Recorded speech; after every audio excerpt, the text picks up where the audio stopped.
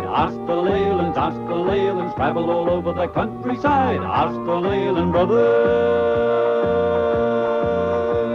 Whatever it is that you want to see, ask the Leylands, no matter whatever that happens to be. Ask the Leyland Brothers. Come on, begin and then join in the fun. Travel all over Australia.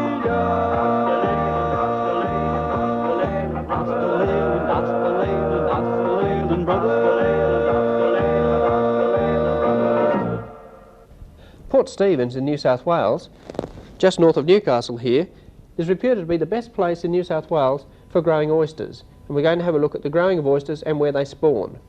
And then we're off to Queensland, to Yeppoon here. There we meet a man who has a very interesting collection of seashells. Keppel Bay is one of the best places for collecting seashells, and we go out and see how he gets them.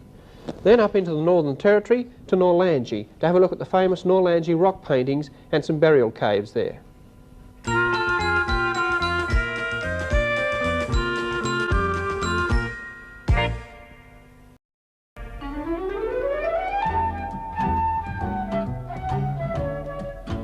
Glenn McMurdo of Albion Park, New South Wales, would like us to show him how oysters are grown. This is Moffat's oyster barn near Karua and Port Stephens in New South Wales. Bill Moffat has been growing oysters for most of his life and had leases in Port Stephens for most of that time.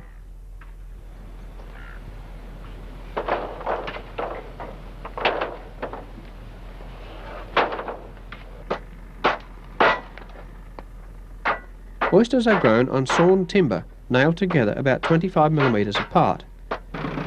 Thousands of these racks are made for each spawning season.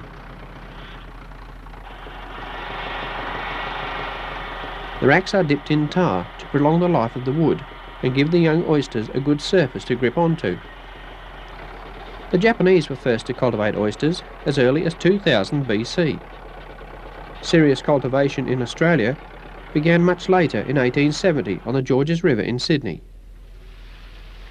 The Aborigines knew the value of the oyster and enjoyed them gathered from the rocks along the New South Wales coast. Carbon dating of shell middens in New South Wales has shown the Aborigines ate oysters as far back as 6000 BC.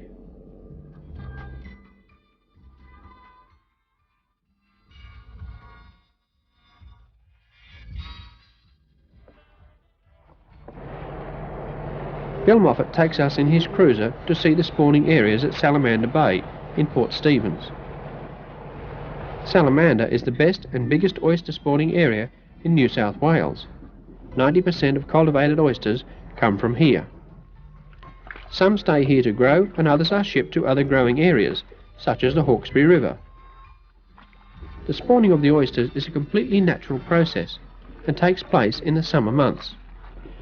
The growing oysters further up the bay from Salamander spawn and the eggs are fertilised in the water. Soon the eggs develop into free-swimming microscopic larvae. In the next 2 to 3 weeks, the larvae drift in and out of the bays and estuaries on the tidal currents. They end up here in Salamander Bay, where they attach themselves to the dark undersides of thousands of these stick racks. Here they grow their protective shells and are known as spats. After 6 months, the racks of spats are moved further into Port Stephens and stacked 3 deep to prevent fish from eating the young oysters. When the oyster is strong enough to withstand predators, the racks are spread out in single layers in lease areas to grow to maturity.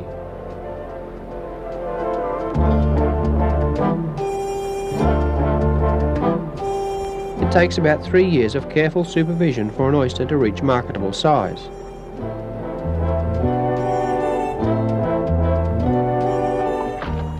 The oysters feed on microscopic organisms filtered from the water by its gills.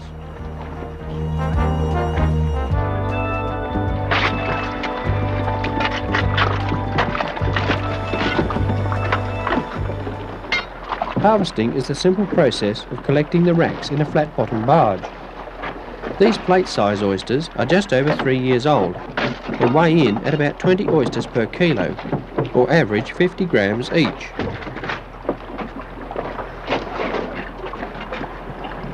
If they are left too long and grow too big, the flesh becomes tough and loses its flavour.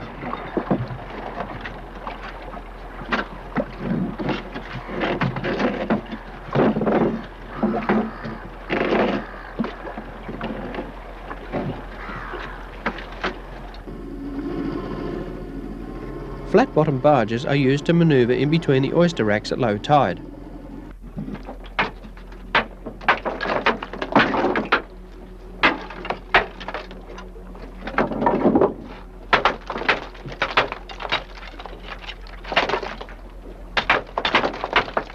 It is a simple, if tedious, task to knock the oysters off the sticks to be collected in the barge. Some of the sticks can be reused for another crop.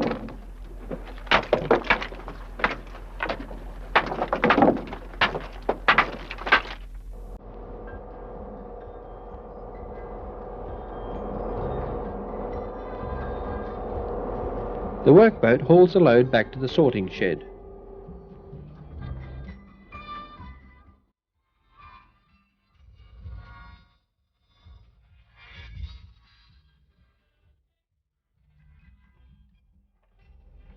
The barge load of oysters is winched out of the water into the sorting shed.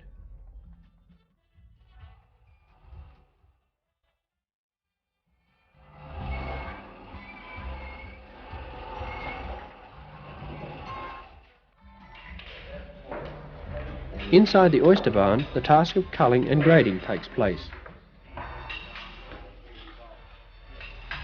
Bill Moffat found he had so many people dropping by to see how oysters are grown that he decided to open his barn to the public. Now you can watch the whole process of grading while your meal of oysters is being prepared.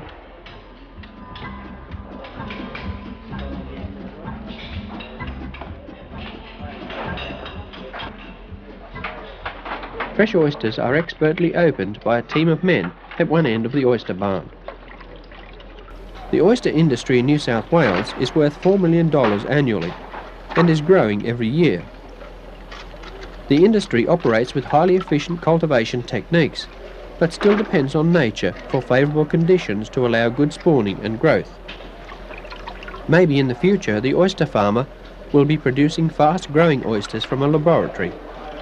But will they taste as good?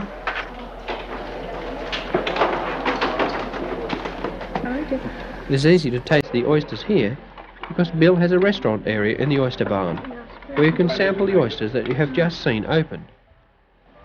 Do you do anything like this in northern England?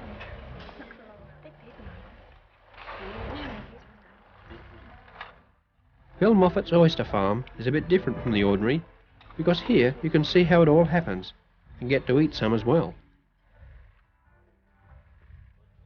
They really are.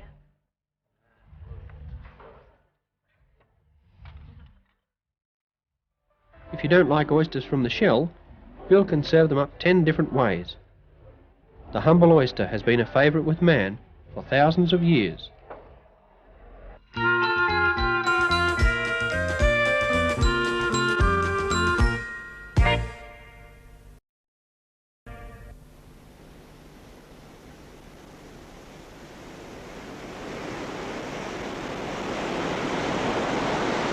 Well, we've come to Keppel Bay in Queensland at the suggestion of David Sinclair from Rockhampton in Queensland. He wrote to us suggesting that the habit of collecting shells, which goes on here, might be quite interesting on our program. Well, some people collect very beautiful shells, some of them as big and as nice as this beautiful Bala shell. We're going to join one such collector, Roger Mason, and his wife on a collecting trip across Keppel Bay to the Keppel Island group just off the bay here near Yeppoon in Queensland.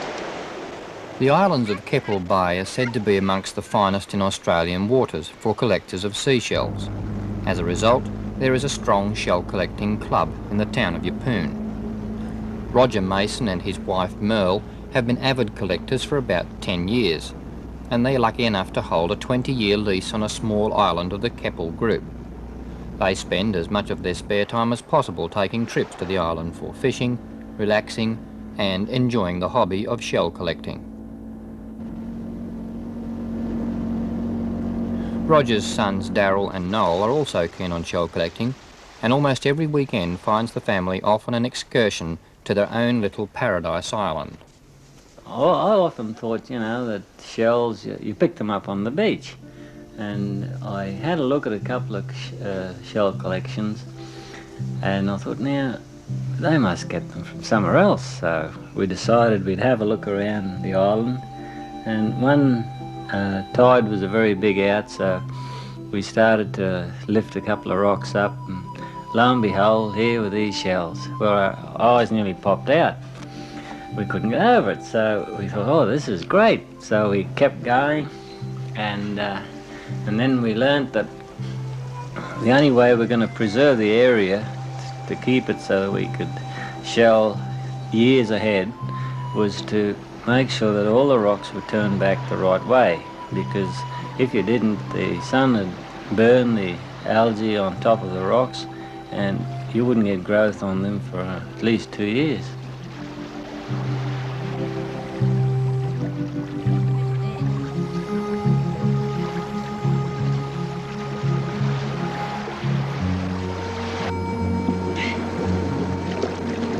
There's one.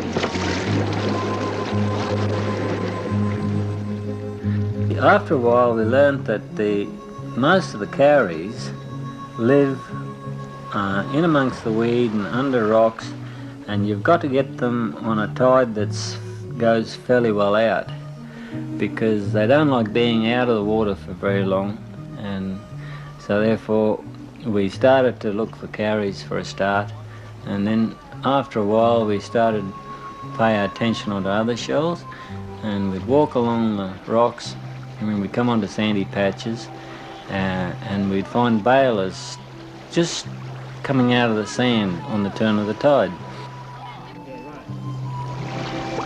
Oh, what a beauty. There should be more around here like that. He said it was very lovely. Shame it's different. Very lovely. Yeah, nice clean up. Right. Isn't it a beauty now? Yeah, lovely. When we first started collecting shells, we thought, oh, this is great. We used to find quite a lot of common shells, and after a while we became selective, and because we already had those shells, so now we just go out there and we just concentrate on ones we haven't got many of, and the perfect ones. We leave most of the shells. We might only go out of a weekend and only pick up one shell all weekend, and so that way you can keep the shells out there breeding and you're not destroying the area as well. The Mason's Island paradise seems a most delightful place to indulge in a hobby such as shell collecting. But like all collectors, the Masons get their biggest thrill of adding to the collection and admiring them with friends at their home in Yeppoon. And it's a family hobby, you know. Once your family gets interested in it, it takes up all your spare time, and it's a real good hobby, and helps keep the family together too. You know, they all get an interest in it, and it makes good family living. Many enjoyable hours are spent poring over the large collection, discussing the various types of shells. These murex shells are found only in the rocky sections, which are pounded by heavy seas and in thick seaweed. They seem to be able to take the rough weather.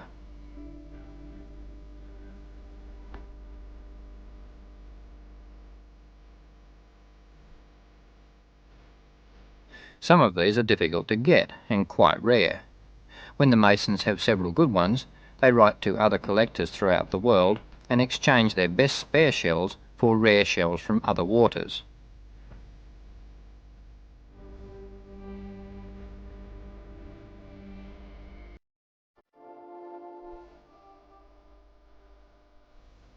The shiny surface of the cowrie shells is the natural finish on the shell. They're not polished or lacquered in any way. But to get such a shiny finish, the shells must be taken live. This golden cowrie is quite rare and comes from Fiji. Roger traded 2 of his rarest local shells for it. The giant abalone shell comes from Canada, where the abalone grows to about 3 times the size of the Australian variety. The black-coloured cowrie shells are peculiar to Keppel Bay and are very valuable. Some of the most expensive would fetch $80 to $90 if sold to overseas collectors. These cowries are known as arabicas, and the normal colouring is light brownish, like the one on the left. The black colouring appears to be associated with a type of feed in the area. For Roger Mason and his family, shell collecting is an absorbing and rewarding pastime.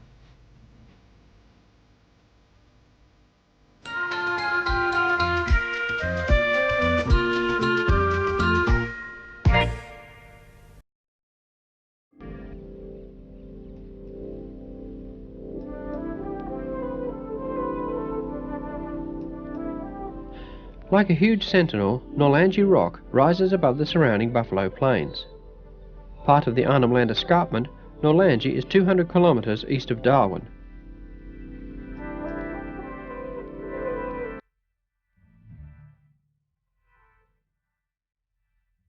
We are here to answer a request from Linda Johnson of Burnie in Tasmania. Linda says, "I am very interested in Aboriginal art and relics. There are some lovely drawings just out from Darwin on the Arnhem Land border. I haven't been there and would love to see them." Well, Linda, the area you are asking about is Leyland Rock and is situated in the proposed Kakadu National Park. This area is only accessible to four-wheel drive vehicles.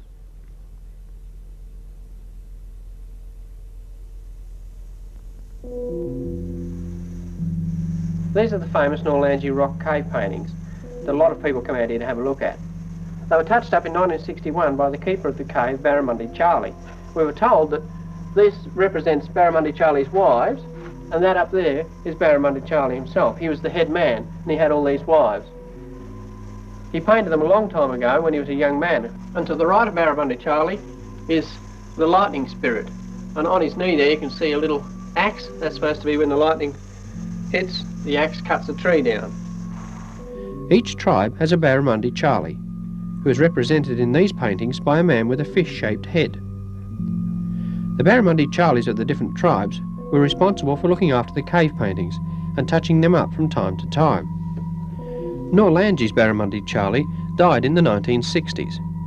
He was the last of his tribe, so now there is no guardian of the paintings. On the western side of the escarpment, not far from Leyland, is Nangalore Cave, which is richly adorned with Mimi figures.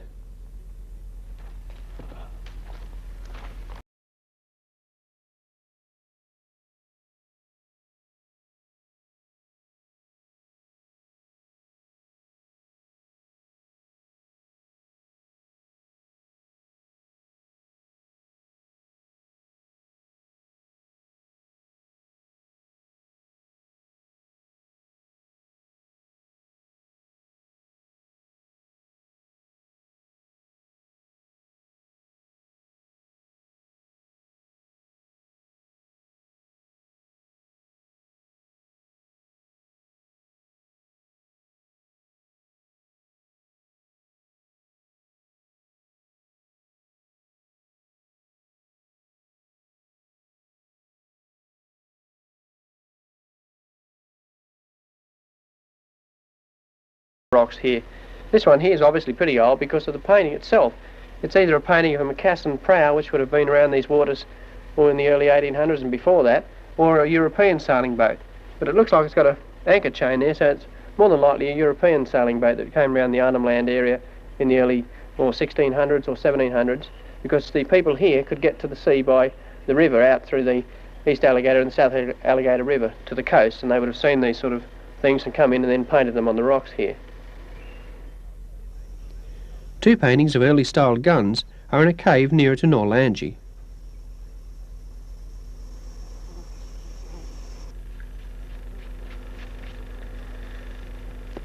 These grooves in the rock here would be rubbing grooves that were used to grind seeds from the grass around here, and possibly even the ochre they used in the painting, but more than likely would have been used by the women when they were grinding seeds with the stone, something like this, but not this one of course, but they would have rubbed the rock around like that to grind the seeds for their making sort of flour and little cake things. Because this was their wet weather camp, they'd stay underneath here during the wet season, and that's probably when they did most of the cave paintings. There was some carbon dating done at Leyland cave, or Leyland rock, and it was placed at 5,000 years old. So these grooves could be up to 5,000 years old. Near a rocky escarpment called Little Leyland, we spotted something high up on a ledge. Visitors are only allowed in this area in daylight hours, and for good reason. This rock ledge has got a lot of bones and a lot of hessian here. This was a burial site for an Aboriginal, not sure whether it be a male or female, but it's been wrapped up in the hessian and put up here on the rock and left. The animals have been into it and pulled all the bones out, and birds have probably eaten the flesh that was there. There's not much left now except a few small bones like these vertebrae, a few finger bones, and the skull's gone, probably somebody's pinched it. But this is fairly high off the ground, as you can see, and this is the sort of place that the Aboriginals bury their bodies. They wrap them in hessian or bark in the old days and put them in places like this, all through this escarpment area. There's hundreds of sites like this, and hopefully there's a lot more that are not as desecrated as this one. The more obvious cave in Little Leyland has suffered from earlier visitors. An ochre-covered bone. That's all that's left of two bodies. I was here at this burial cave 10 years ago, and there was two skulls sitting there then, right there, looking out of the cave, plus a lot of other bones painted in ochre like this. Now they've gone. Some vandal's been here and pinched the bones and just left these few that are left, you know. It's one they didn't take them all.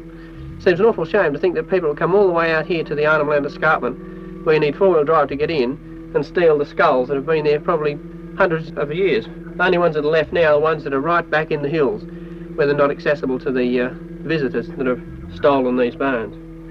If they're watching this program, I hope they realise what they've done, because nobody now can see them. They come out here on a tour and there's nothing left, just the hole, which was once a burial cave. Only the spirits remain at Little Leyland.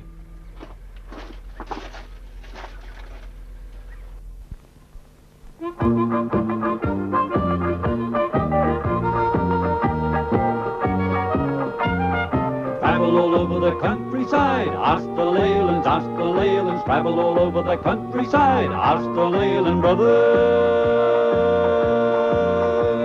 Whatever it is that you want to see, ask the Leylands, ask the Leylands. No matter whatever that happens to be, ask the Leyland Brothers.